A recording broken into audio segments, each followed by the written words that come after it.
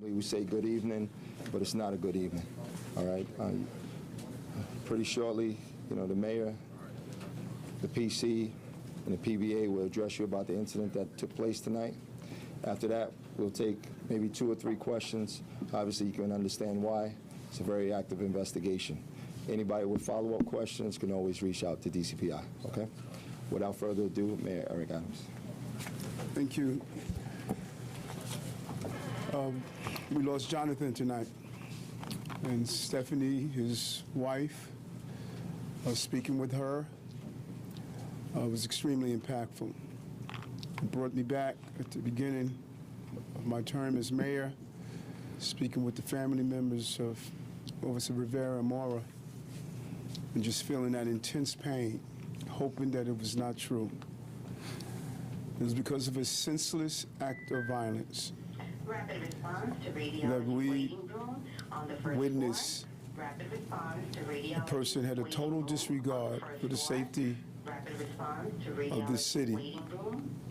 Can I say it any clearer? It is the good guys against the bad guys. And these bad guys are violent. They carry guns. And the symbol of our public safety, which is that police uniform, they have a total disregard for. And this incident took place in a neighborhood. I learned just a few moments ago it was right outside of Councilwoman Savina Brooks Powers' office. And just watching people walk down the block as these dangerous individuals inflicted a level of violence that took the life of a police officer, of a husband, of a son. And we could see it as the role that police officers play every day as they move towards violence. But the reality is, this is a loved one that we lost, a young man. My heart goes out to Jonathan's family, Stephanie, and all that are in the room, giving them the support.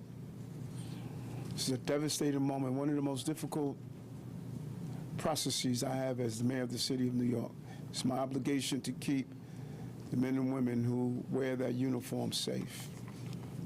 And I want to thank my colleagues that came here today, District Attorney Eric Gonzalez, Borough President Donovan, and as I indicated, Councilwoman Savina Brooks Powers. And Senator Sanders also reached out to show his condolences for this family and for our city. We lost one of our sons today, and it is extremely painful. It's extremely painful. Commissioner.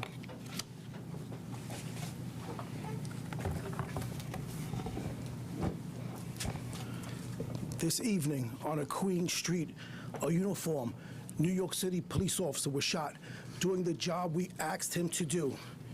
He put himself in harm's way. He went towards the danger, all to keep the people we serve safe and to protect his fellow New Yorkers. Make no mistake, we should not be here right now. We should never be here praying for the life of an NYPD officer. But we are, and this is why. The information I'm about to share is preliminary and is subject to change as the investigation continues. At about 5:48 p.m., 2 officers, both assigned to the NYPD's critical response team, were conducting a vehicle stop at 1919 Mott Avenue. After approaching the car, the suspect inside the vehicle displayed a firearm and pointed it toward the officers. Shots were fired, and one of our officers was struck. At this time, we believe he was shot in the torso underneath his bullet-resistant vest. The officer's partner also fired, striking the suspect. Our officer was shot and was transported here to Jamaica Hospital in critical condition, where the doctors did everything they could. Tragically, they couldn't save him, and he succumbed to his injuries. Again, I want to thank the doctors and staff at Jamaica Hospital Medical Center, especially Dr. Lukowski, for his high level of care they always show to our officers. And we're here far too many times. This is a difficult moment. There'll be plenty of time for anger, grief, and for processing pain. But right now, our prayers are with our fallen officer's family, his fellow cops, and every member of the New York City Police Department. But most of all, they're with the officer himself. God bless him, God bless his family, and God bless every member of the NYPD. Thank you.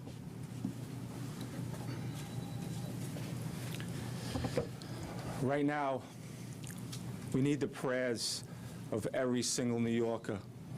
This family upstairs, young wife, who's devastated. These police officers who packed the halls just lost a brother.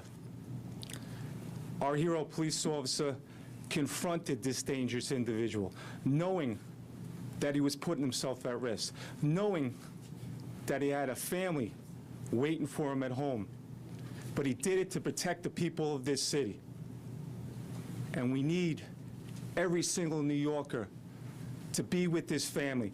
Why did this violent individual with the gun have no fear to shoot a New York City police officer? Why? Why did he feel that he could shoot a New York City police officer? These attacks on New York City police officers have to end right now. We have a family upstairs that's devastated. We have police officers in this hallway who have lost a brother. It has to end now. We need the support of all New Yorkers. It has to end. And please, pray for this family. They need you so much right now. We'll take just a few questions. John Doyle? Sir, we understand the suspect might have, there were 2 suspects in this case. One might have had a previous gun charge, one might be out on a gun charge on bail. Chief, okay. Yeah, one of the perpetrators, the driver of the car, did have a gun arrest back in April of 2023 and was out on the street. Joe Marino, you have post? Do we know? Hold on. April 2023, less than a year, gun charge. He's back on the streets. April 2023. This is what you call not a crime problem, a recidivist problem. Same bad people doing bad things to good people. Less than a year, he's back on the streets with another gun. All right, Joe Marino? I know it's early, but do we know how the 2 individuals came to be in the same car? Were they associated previously at any point? That's part of our investigation. We know that they were in the car together, and we know that they both have associations with people in Queens. Okay. Rocco Parascandolo, Daily News. Chief, is it clear if anything was said between the cops and the suspects, A and B? What was the nature of the stop? Why were they? It's very clear. He was asked to leave the car. He was given a lawful order numerous times to step out of the car. He refused. And when the officer took him out of the car, instead of stepping out of the car, he shot our officer, This is the man who shot, not the driver. the man that shot. And is it clear what the car stop was for? Did they run a light or they wanted? They were parked in a bus stop illegally. All right, let's move on. The last question, Dean Moses. Can you talk about the officer's history? How long he's been with the department? He's been with the department 3 years. He has over 70 arrests. And this is the kind of officer, although shot, still stayed in the fight and was trying to unarm the person that had just shot him as he was on the floor. The gun hit the ground, and as the perpetrator was still reaching for it, this cop was able to grab it, although he was still shot. All right, Mayor Adams will say a few words. I want to also thank, I don't know if she's still here, but the Queens District Attorney joined us as well. We have to bury another cop. It's extremely, extremely painful for the city. When we place this officer in the grave, we're placing our symbol of public safety. That's what he stood for. All right, thank you, everyone.